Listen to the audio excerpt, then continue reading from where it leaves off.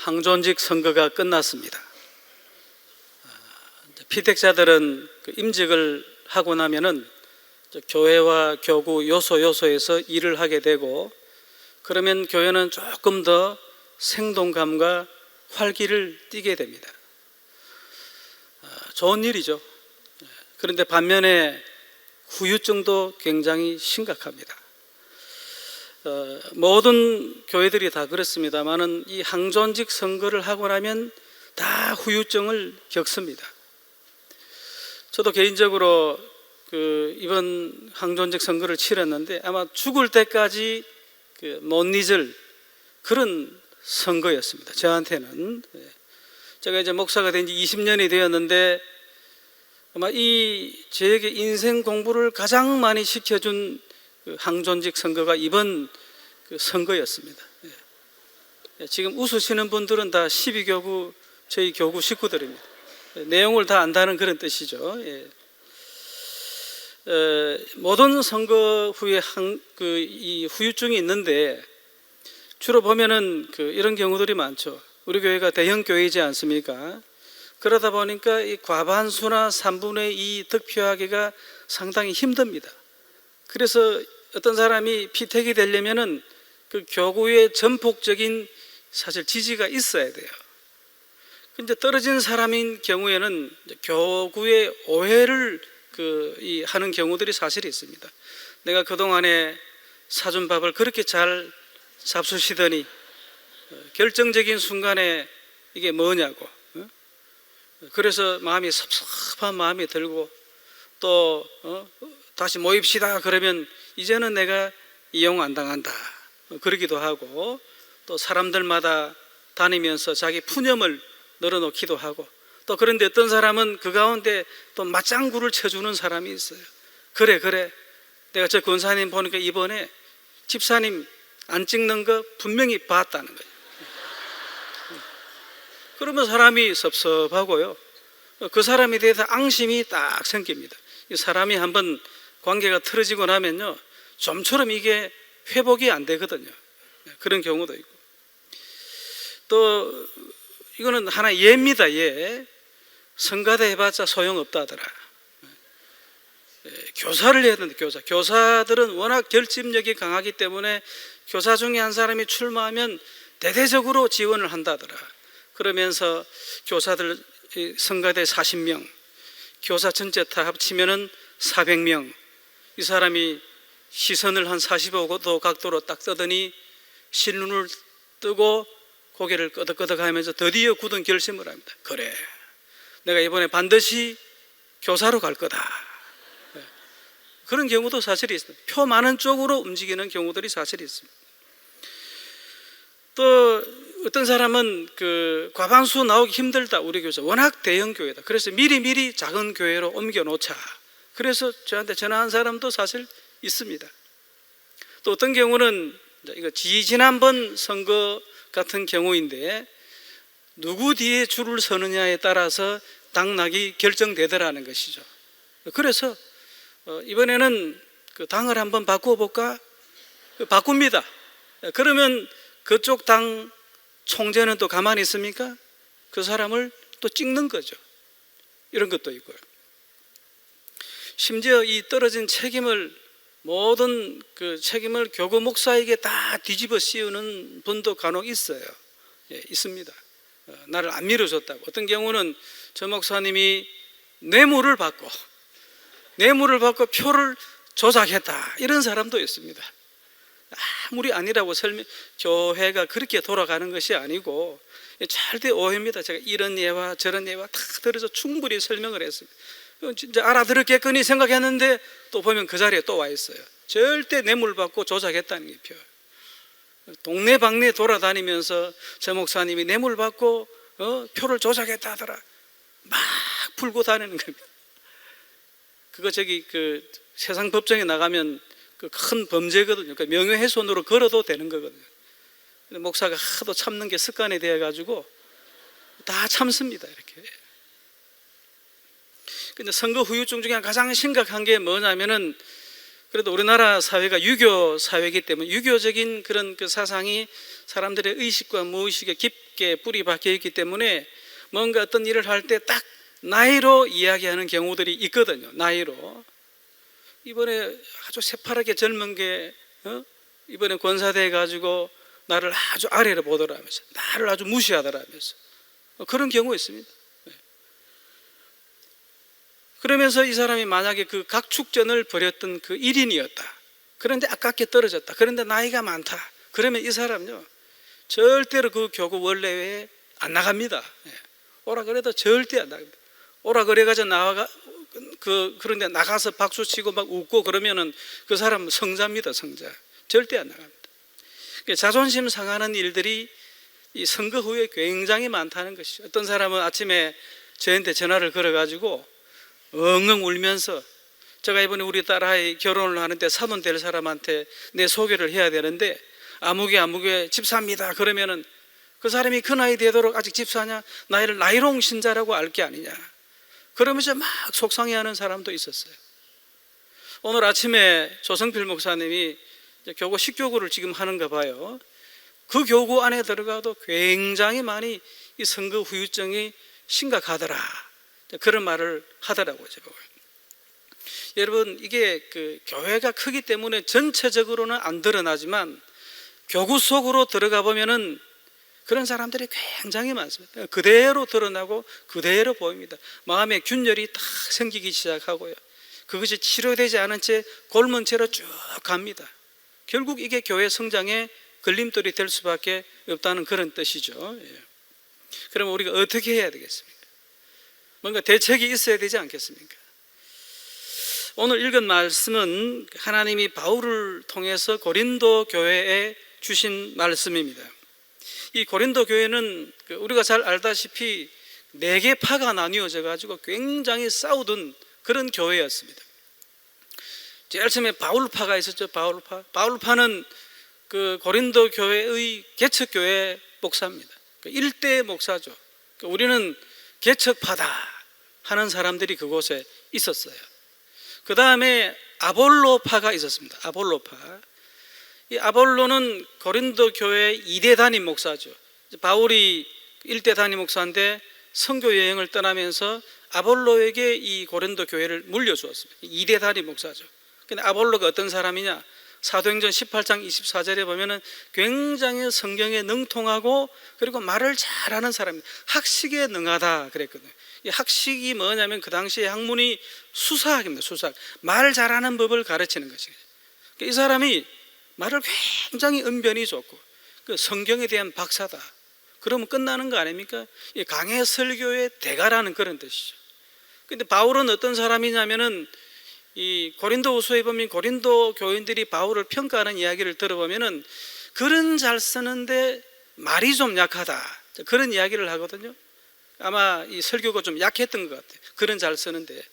우리는 강해 설교의 대가 편에 선다, 우리는 아볼로파다 하는 사람들이 그곳에 굉장히 많이 있었습니다. 또 어떤 사람은 또 게바파가 있죠. 게바는 베드로입니다. 베드로가 누굽니까? 이 초대교회 당시에 절대 권위자입니다. 이 총회장과 같은 그런 존재죠. 우리는 보통 이 바울이 좀 높지 않나 생각하죠. 베드로는 베드로 전후서 2권밖에 안 쓰고 바울은 13권의 서신서를 썼고, 그리고 베드로 전후서 같은 경우는 바울 서신 뒤에 있다고요. 그래서 우리는 바울이 좀 높을 거다 생각하는데 그 당시에 그렇지 않습니다. 바울 그러면 초대교회 권위 그 자체였습니다. 그리고 초대교회에서는 그 당시에 바울을 굉장히 의심의 눈초리로 쳐다봤어요. 고린도후서에 보면은 이 바울이 왜 이 고린도후서를 기록했느냐면은 주제가 딱 하나입니다. 딱 그거예요. 나 사도 맞습니다. 제발 좀 믿어 주십시오. 이게 이제 고린도후서 주제예요. 이게. 그러니까 우리는 아볼로파도 아니고 바울파도 아니고 우리는 이 게바파 총회장파입니다 하는 사람들이 고린도 교회 안에 있었어요. 그 다음에 나머지 한 파는 그리스도파. 어떻게 사람을 그렇게 따라다니냐고. 우리는 바울파, 아볼로파, 게바파도 아닌 우리는 예수파다 하는 그리스도파다 하는 사람들이 그 고린도 교회 안에 있었어요. 이 네 파들이 막 갈라져서 굉장히 싸웠어요. 가장 격렬하게 싸웠던 쪽이 바울파와 아볼로파였어요. 굉장히 격렬하게 싸워. 근데 이 바울과 아볼로는 사이가 좋았거든요. 그 밑에 따르는 사람들끼리 그냥 싸우는 거예요. 아마 저한테 이 고린도 교회도 청빙 제의가 온다, 담임 목사를 좀 맡아 온다 그러면 저는 절대 안 합니다. 이런 교회는 아무리 커도 안 합니다. 거기 가면 암 걸리거든요. 죽쓰거든요. 자, 이런 그 네 개 분파가 생겨가지고 이 굉장히 별의별 문제들이 다 벌어지는데 그것이 고린도전서 안에 꽉 들어 있습니다. 첫 번째, 바울이 그 고린도전서 4장 5장에서 뭘 다루냐면 음행의 문제를 다룹니다. 음행. 이 고린도 교회 안에 중직자 중에 딴 살림을 차린 사람이 있었어요. 그러니까 살림의 살이 하나 있고 또 계모와 사는 사람이 하나 있었습니다. 계모와. 어떻게 되겠습니까? 중직자인데. 근데 가만히 보니까 저 사람이 아볼로파거든요. 그럼 아볼로파 사람들은 어떻게 하겠습니까? 조용히 그냥 묻어 지나가는 거죠. 뭐 남자가 뭐 그럴 수도 있지. 그러면서 지나갑니다. 근데 그 사실을 바울파가 알았어요. 어떻게 되겠습니까? 인터넷에다가 올려버리는 거죠. 다 퍼뜨려버리는 거죠. 이 파가 갈려져 있으니까 이런 복잡한 문제가 생기더라는 것이죠. 고린도전서 14장에는 바울이 또 방언 문제를 다룹니다. 너희들이 방언할 때 통역자가 없으면 교회에서 잠잠하라, 그렇게 이야기하고, 거기 또 그 14장 27절에 보면은 제발 순서대로 해라, 순서대로 차례차례 해라, 이런 말을 해요. 왜 바울이 이런 말을 했냐면은 고린도 교회에서 예배를 드리는데 갑자기 아볼로파 사람이 일어나서 방언을 다다다다다다 하는 겁니다. 그러면 이 아볼로파가 가만히 있습니까? 화가 나거든요. 불쑥 자기도 일어서서 방언을 다다다다다 하는 겁니다. 그러면 또 게바파가 가만히 있습니까? 자존심 상하거든요. 또 불쑥 일어나가지고 방언을 또 다다다다다, 교회 전체가 막 다다다다다다다다 하는 겁니다. 그러니까 이 방언을 너무 경쟁적으로 하다 보니까 예배 분위기가 엉망이 되었어요. 그래서 바울이 뭐라 그러냐면 이 은사는 너가 개인 좋으라고 준 게 아니고 교회 덕을 세우라고 주신 것이다. 그리고 아무리 방언을 말하고 천사의 말을 해도 사랑이 없으면 그거는 울리는 꽹과리에 부족하다. 믿음, 소망, 사랑 중에 가장 중요한 것이 사랑이다. 워낙 시끄러우니까 사랑의 은사를 제일 끝에 놓습니다. 가장 강조를 했다고요. 이만큼 이 고린도 교회가 골치 아픈 교회였습니다. 또 고린도 교회 그 14장 같은 경우에는 바울이 그 성만찬 문제를 다룹니다. 어떤 경우가 있었냐면은 그 당시에 그 성만찬은 집집마다 돌아다니면서 했습니다. 그 다음에 성만찬이 우리처럼 독특하게 따로 이렇게 구별한 것이 아니고 집집마다 가정에서 일반 식사로 행했어요. 그 집집마다 돌아다니는데 부자들은 좀 풍성히 내어놓겠죠. 가난한 사람은 좀 덜 내놓습니다. 근데 이제 이 성만찬을 하려고 기다리고 있는데 이 그 아볼로파 사람들이 쭉 있는데 바울파 사람들이 늦게 오거든요. 어떻게 하겠습니까? 자기들끼리 싹 다 먹어버린 거죠. 배가 이렇게 부르고, 그 다음에 늦게 온 사람들은 하나도 못 먹고 배를 쫄쫄 굶는 거예요. 바울이 그 본문에 보면 너무 많이 처먹어가지고 너희들이 술이 너무 취한 상태에서 그렇게 지낸다고 막 야단을 치는 그런 경우들이 나오고 있거든요. 그래서 바울이 그것이 뭐라 그랬냐면은 이 주의 잔을 합당치 않게 먹고 마시는 자는 주의 몸과 피를 범하는 것이다. 어디서 많이 들어본 말 아닙니까? 우리 성찬식 할 때 그 배경이 본래 그런 배경이 아니고 이런 배경이 있다는 그런 뜻이죠. 뜻도 모르고 이렇게 사용하는 경우들이 간혹 있습니다만은, 어쨌든 이 네 개 파가 모여가지고 교회를 너무너무 어지럽힌 거예요. 여러분, 고린도 교회가 이 설립한 그 시기가 언제냐면은 한 BAD 50년에서 52년 사이에요. 바울이 2차 전도 여행 갈 때 세웠거든요. 근데 이 바울이 이 고린도에다가 이 편지를 쓸 시기가 AD 한 55년 전후였습니다. 그러면 어떻습니까? 이 교회가 설립된 지 2, 3년 만에 이 교회가 이렇게 돼버렸다는 거예요. 망가져 버렸다는 거죠.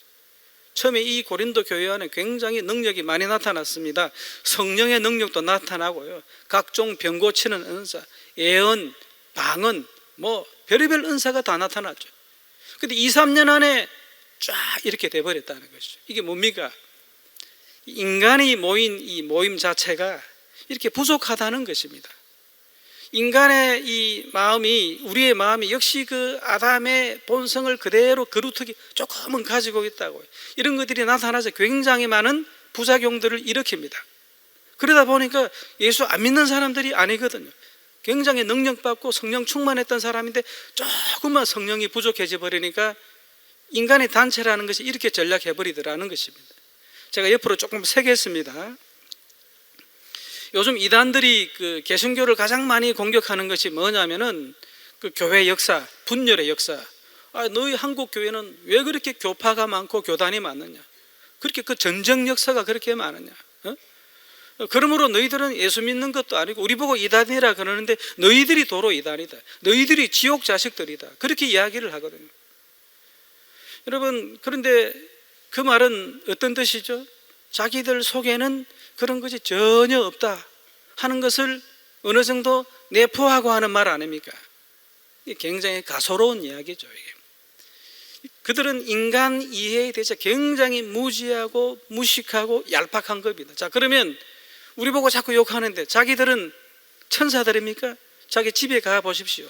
다 싸움합니다. 그 다음에 그 이당 지도층부에 들어가 보십시오. 그 권력 다툼, 자리 다툼, 이권 관계, 돈이 왔다 갔다 하고, 그들은 몰라요. 밑에 지금 가방 메고 돌아다니는 그 이단들은 잘 몰라요. 지도층으로 들어가 보면 아주 오합지졸이라고요. 온갖 추태를 다 보인다고요. 여러분, 그 기독교 역사 2000년 동안에 이단들이 발흥했다가 사라지고 발흥했다고 사라지는 그 계속 반복되었거든요. 언제 그 이단들이 발흥했다가 사라지느냐? 그 일대 교주가 죽거나 아니면은 감옥 갈 때 서서히 와해가 됩니다. 서서히.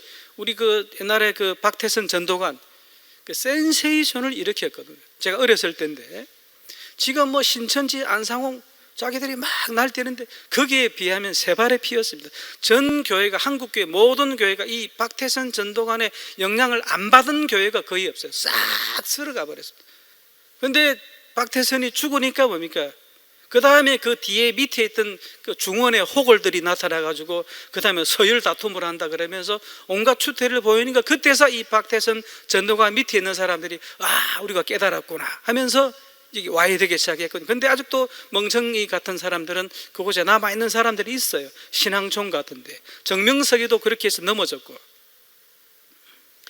근데 얼마나 지금 이 전도관에 비하면 아무것도 아닌데 얼마나 까불고 설치고 돌아다니는지 모릅니다. 이 신천지하고 안상홍이. 여러분, 그 예수님의 그 공동체를 가만히 보면은 그 예수님 제자들 한번 보십시오. 얼마나 예수님의 질 높은, 가장 고단히 영양가 있는 하나님의 직접적인 말씀을 듣고 그들이 3년 동안 지냈지 않습니까? 하나님의 생생한 직접적인 육성을 듣고 그들은 지냈습니다. 그 다음에 얼마나 그 예수님의 기적을 많이 목격하고 또 기사를 보고 살았습니까? 그런데도 그 공동체 속에 누가 튀어나왔죠? 이 가룟 유다 같은 사람이 튀어나오고, 이 도마 같은 사람이 튀어나오고, 배신자 베드로가 튀어나오고, 심지어 그 우르의 아들 요한과 야고보 같은 그런 사람들이 튀어나오지 않습니까? 이 요한과 야고보는 자기들이 동네 길을 가는데 길을 안 비켜줄 것 같은 그 저 사마리아 하나님 하늘에서 불을 내려가지고 전부 다 찢어서 그냥 죽여버립시다. 예수님의 얼마나 그 사랑의 설교를 많이 보았습니까? 예수님의 그 가난하고 그 창녀, 창기, 세리, 죄인들을 얼마나 사랑하는 그 모습을 많이 보았는데 3년 동안 지켜보고도 길 안 비켜준다고 불렬에다 쳐 죽여버립시다. 그런 인간들이 나온다는 거죠. 인간의 공동체에. 예수님의 그 완벽한 공동체 속에서도 이런 이상한 인간들이 나오고, 그 공동체 중에 가장 특징이 뭡니까? 누가 크냐 하는 자리 다툼 문제가 굉장히 심각했어요. 예수님의 그 공동체 안에. 여러분, 고린도 교회가 잘했다 소리도 아니고, 한국 교회가 분열한 역사가 있는데 그게 뭐 잘했다 소리도 아니고, 우리도 회개하고 나중에 개혁을 해야죠. 그러나 문제는 이것이 인간이라는 것입니다. 인간이 모인 그 속성 속에는 항상 분열과 균열이 있도록 되어 있는데 그걸 가지고 자꾸 지적을 한다고. 자기네들은 없나? 아마 그쪽 교주 죽으면은 이제 그때부터 서서히 와야 됩니다. 그 다음에 온갖 추태들 자기들 눈으로 똑똑하게 보게 될 겁니다. 여기 아마 신천지나 안상홍이 있다면은 제발 정신 차리시기를 주의 이름으로 축복합니다. 옆으로 잠깐 샜습니다. 제가 죄송합니다. 자, 이런 그 고린도 교회에 바울이 지금 뭐를 이야기하고 있느냐? 26절과 27절에 다소 좀 격앙된 목소리로 이야기합니다. 너희 부르심을 보라. 육체를 따라 지혜로운 자가 많지 아니하며 능한 자가 많지 아니하며 문벌 좋은 자가 많지 아니하는도다. 그러나 하나님께서 세상에 미련한 것들을 택하사 지혜 있는 자들을 부끄럽게 하려 하시고, 그렇게 이야기했습니다. 고린도 교인들아, 인간적으로 볼 때 너희 가운데 머리 좋은 사람이 있느냐? 학벌 좋은 사람이 있느냐? 가문 좋은 사람이 있느냐? 세상에 나가보면 굉장히 난 사람들이 많다는 것이죠. 저 사람들을 저버리고 왜 하나님이 너희들을 택한 줄 아느냐? 저 세상에 난 사람들은 너무 자기 의가 강해요. 너무 똑똑합니다. 너무 세상 포지션이 너무 높고 좋아요. 저 사람들이 그거 가지고 과시하고 뻐기는 것을 하나님이 도대체 꼴보기 싫은 거예요. 그래서 뭡니까? 세상에 연약한 자들, 그런 사람들을 불러서 그 자리를 채웠다. 그 28절에는 더 과격한 표현을 쓰죠. 하나님께서 세상에 천한 것들, 멸시받는 것들, 없는 것들, 것들이랍니다. 너희가 바로 그 것들이라는 것입니다. 참 과격하죠, 표현이. 바울이 왜 지금 이렇게 화가 났느냐면은 키재기 하지 말라고 도토리들을 불러 모았는데, 그래서 이 도토리들이 자기들끼리 막 키재기를 하고 있는 거예요. 바울이 화가 난 겁니다. 그것도 자기가 잘나서 된 게 없고 뒤에 줄 서가지고 누구 편에 줄을 서느냐, 이것 가지고 이 자기들이 막 서로 자랑하고 다투고 그렇게 한다는 거죠. 여러분, 줄서기를 왜 합니까? 줄서기, 신분 상승하려고 줄서기 하잖아요. 여러분, 신분 상승하는 방법이 두 가지가 있는데, 두 가지가 뭐냐? 하나는 자기가 진짜 잘나서 올라가는 방법이 하나 있고, 두 번째는 높은 사람 뒤에 줄 서서 그 사람 타고 올라가는 방법이 하나 있습니다. 바울 같은 경우는 그래서 이 자꾸 그 줄서기 하는 그런 이 고린도 교인들을 향해서 뭐라고 이야기했습니까? 고린도전서 3장 6절 말씀. 나는 심었고 아볼로는 물을 주었고 오직 자라게 하시는 이는 하나님뿐이니라. 사람이 뭔데 그 뒤에 자꾸 줄을 서느냐? 줄 서게 하려고 하는 것은 너희들 신분 상승하려고 그러는 것이 아니냐? 여러분, 우리가 잘 아는 그 보스 문화라는 게 있잖아요. 보스 문화. 보수들 밑에 똘마니들이 굉장히 많습니다. 똘마니들 잘 챙겨주죠. 그러면 사람들이 그 똘마니 무서운 게 아니고 그 뒤에 있는 분 무서워서 손을 못 댄다고. 그러면서 이 똘마니들은 생명을 다 바쳐 충성을 하잖아요. 그러면 이 보스는 이런 똘마니들을 모아서 이 권력, 그 세를 누리게 되는 것이죠. 여러분, 이 고린도 교회 안에 지금 이런 일이 벌어지고 있었다 하는 것입니다. 여러분, 이 고린도 교회는 고린도라고 하는 그 세속 도시 속에서 세워졌어요. 그러다 보니까 이 세속적인 요소들이 굉장히 많이 들어가 있습니다. 들어가서 교회에 들어가서 보니까 여기도 보스가 있네, 여기도 형님이 있네, 아볼로 형님, 베드로 형님, 바울 형님, 그러면서 흐뭇해하는 그런 교회가 되었습니다. 이 사람들이 뭐 때문에 자꾸 이 편을 가르느냐, 큰 소리를 치고 싶어서, 자랑하고 싶어서 그래요. 우리가 보통 일본하고 축구 시합하면 혼연일치가 되어서 일본하고 싸웁니다. 근데 딱 안으로 들어오면 경상도, 전라도 둘이 싸웁니다. 또 안으로 또 더 들어오면 경상도 중에도 부산, 대구 치열하게 싸웁니다. 여러분 잘 모르시죠? 사이 굉장히 안 좋습니다. 부산하고 대구하고. 이렇게 편가르고 자랑하는 이유가 뭐냐면, 이 편가르고 자꾸 이렇게 나누는 이유가 뭐냐면은 큰 소리 치고 싶기 때문에 그런 겁니다. 자랑하고 싶기 때문에 그렇습니다. 나는 이거 있고 너는 그거 없지. 나는 학벌 좋고 너 있냐? 없구나. 나는 이 돈 많다. 근데 너는 없지. 자꾸 이렇게 편가릅니다. 나는 이 연봉이 괜찮고 좋은 직장 가지고 있다. 너 어느 직장 다니는데 자꾸 가릅니다. 이것도 저것도 없는 사람들은 뭐 하는 줄 아십니까? 내 몸에는 S자가 있다. 나는 S라인이다. 이런 거 가지고 다투기도 하고. 자꾸 이렇게 구분하는 것은 뭐냐면은 자랑하고 싶고 큰 소리 치기 때문에 그렇다는 것이죠. 그런 고린도 교인들에게 바울은 다시 한번 이야기합니다. 30절에 너희는 하나님으로부터 나서 그리스도 예수 안에 있고 예수는 하나님으로부터 나와서 우리에게 지혜와 의로움과 거룩함과 구원함이 되셨으니. 그런데 이 30절 앞에 우리말 성경에는 없지만 본래는 왜냐하면이라는 접속사가 있어야 됩니다. 도토리들아 키재기 하지 마라, 왜냐하면, 그런 뜻이죠. 왜 우리가 키재기 하지 말아야 되느냐면 우리가 예수님을 믿은 것도 하나님 때문에 믿었다는 거예요.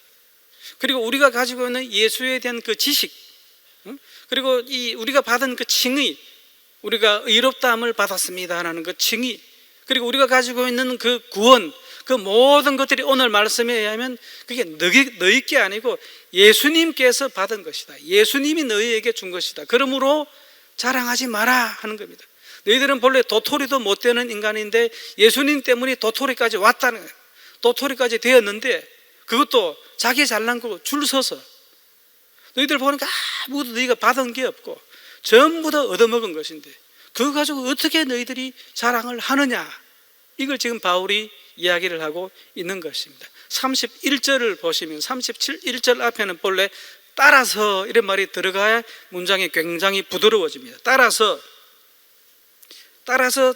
어떻게 하느냐, 자랑을 하려면은 주 안에서 자랑을 하라.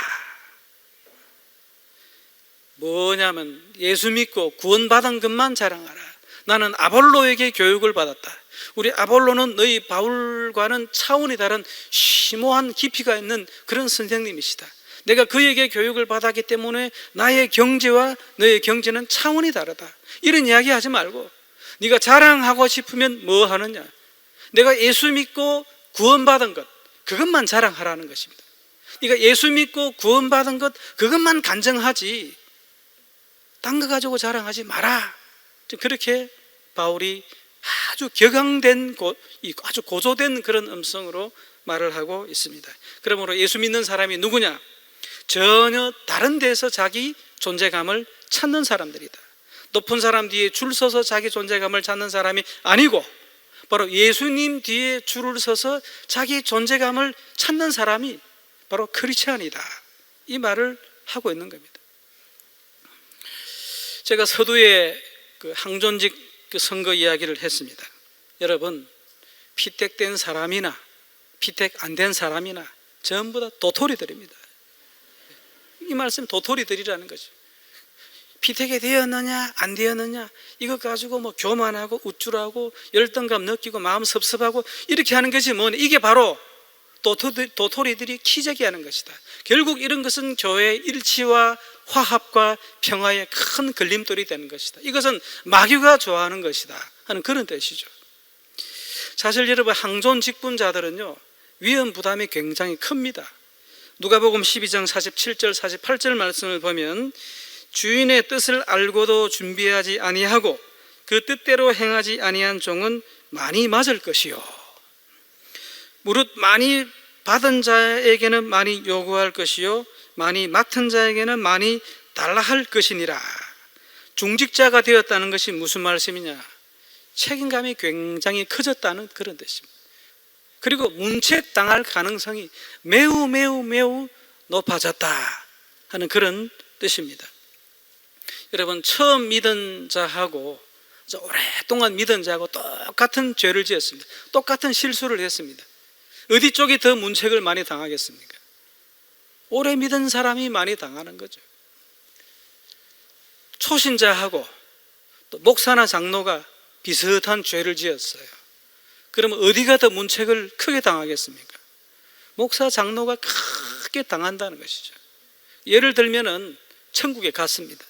근데 이 사람이 서리 집사였다면은 통과되는 거예요. 근데 장로고 목사이기 때문에 통과 못되고 딱 걸리는 겁니다. 문책 당하는 거죠, 문책. 그래서 여러분, 아주 머리 좋은 사람들, 아주 영리한 사람들은요 이런 성경 딱 읽으면은 중직자 이번에 안 돼야 되겠다 그렇게 생각을 합니다. 안 되는 게 훨씬 좋다. 성경 제대로 읽고 믿음이 있고 요거 보니까 안 되겠다. 왜냐하면 자기 자신을 알기 때문에. 안에 자기 자신을 알잖아요.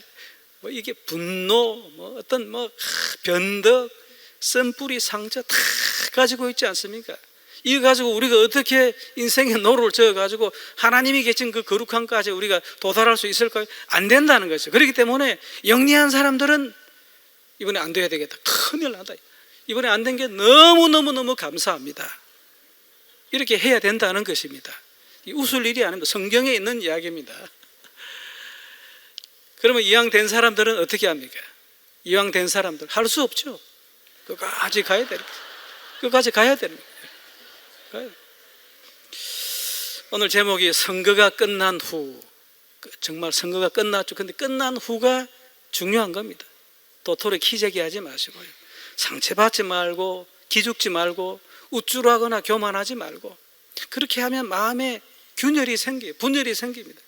이건 하나님이 원하시는 바가 절대 아닙니다. 나는 오직 예수 그리스도를 믿고 구원받은 것만으로 족합니다, 나는 이거 하나면 되겠습니다 하는 그런 고백이 진짜 우리와 저와 여러분들 속에 있어야 되는 겁니다. 이 고백으로 살아가시기를 주의 이름으로 축복합니다. 네, 기도하겠습니다. 하나님, 항존직 선거가 끝났지만은 아직도 상처받은 사람들이, 낙심한 자들이 많이 있다고 합니다. 오늘 주신 말씀을 가슴에 잘 새겨서 딛고 일어서는 힘을 허락하여 주시옵소서. 우리가 예수 믿고 구원받은 기쁨이 우리 삶 속에 넘쳐서 이것만 있으면 나는 족합니다, 할렐루야 하며 살아갈 수 있는 모든 분들이 될 수 있도록 인도하여 주시옵소서. 예수님 이름으로 기도합니다. 아멘.